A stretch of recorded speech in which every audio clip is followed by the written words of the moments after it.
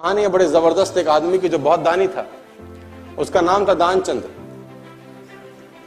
दानचंद तो मस्ती में रख दिया था नाम, निपट कंजूस था, धेला ना दे किसी को। बीवी ने बोला दानचंद पूरी जिंदगी हो गई, अब जाने की बारी है, कुछ तो दान करो, कुछ तो साथ ले जाओ। उसने बोला दान नहीं होता, मेरा स्वभाव नहीं है, मैं क्या करूं। उसने बोला गंगा ही नहाओ, कुछ तो धुलेंगे। घर से 12 किलोमीटर दूर गंगा जी।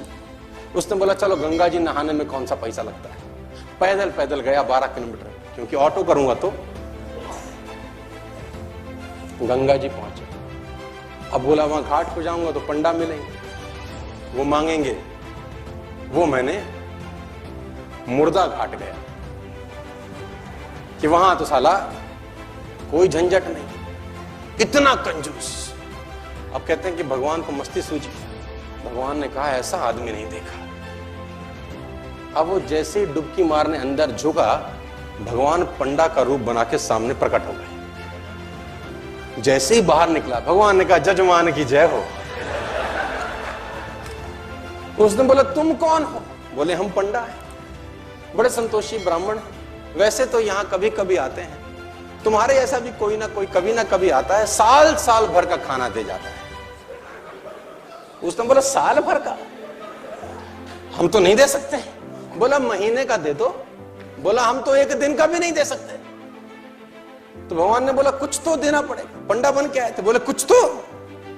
उसने बोला चलो एक धेला देते हैं तुमको। उस जमाने में चलता था धेला। भगवान ने बोला चल तू धेला ही दे। बोला वो भी अभी नहीं है, उधार ले लो। भगवान ने बोला चल उधार ही टेक। टेक तो।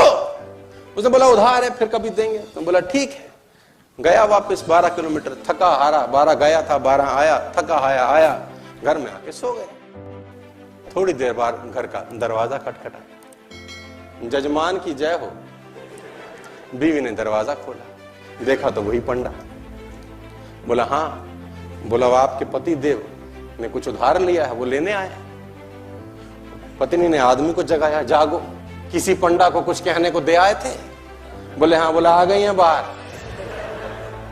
बोला जाके कह दो कि उनका तबीयत खराब है।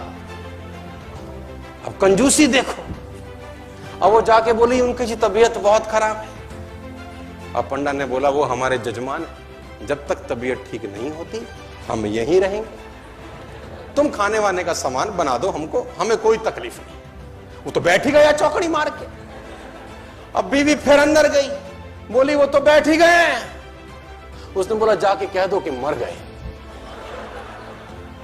अब ये आई रोती रोती, तो गुजर गए, अभी मर गए, उनका तो इंतकाल हो गया। इसने बोला जजमान गुजर गए। बोला हाँ।